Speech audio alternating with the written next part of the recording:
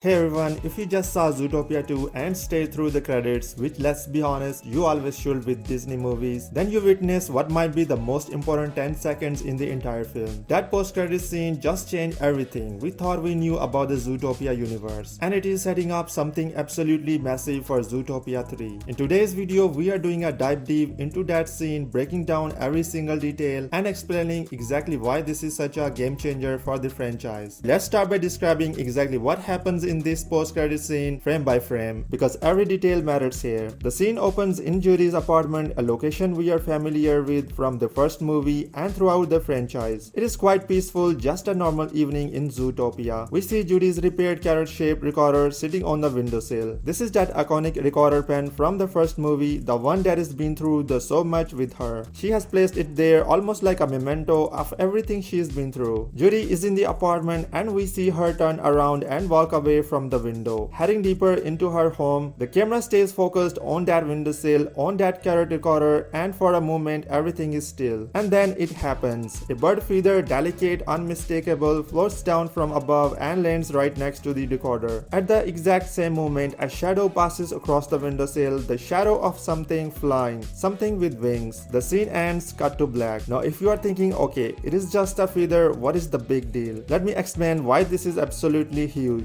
Here's what makes this so significant. The first Zootopia movie exclusively featured mammals. No birds, no reptiles, no fish. It was a mammal-only world. But Zootopia 2 already expanded that universe by introducing reptiles for the first time. We got to see how these cold-blooded creatures fit into a world that was previously only warm-blooded mammals. And now with this post-credit scene, Disney is taking that expansion even further. Birds exist in this world, they are real, and just like the reptiles were a game changer for Zootopia 2, birds are going to be the next major addition to this universe. Think about the progression here. First movie, mammals only. Second movie, mammals and reptiles. Third movie, mammals, reptiles, and birds. Disney is systematically expanding the Zootopia universe, introducing new types of animals with each installment. And each expansion brings new world building, new conflicts, and new storytelling possibilities. The fact that we are seeing this pattern means Disney has a long-term plan for this franchise. They are not just throwing in random new animals, they are carefully building out this world layer by layer. Think about what this means. If birds exist and we haven't seen them until now, where have they been? Do they live in a completely separate part of the world? Do they have their own cities, their own societies, their own rules? The fact that a bird is flying over Judy's apartment means they are either visiting Zootopia for the first time or they have been there all along but somehow separate from the mammal and reptile population. Either scenario opens up incredible storytelling possibilities. Just like Zootopia 2 explored how reptiles integrate or don't integrate with mammals, Zootopia 3 could explore the relationship between land-dwelling creatures and those who can fly. Now here's where things get even more interesting.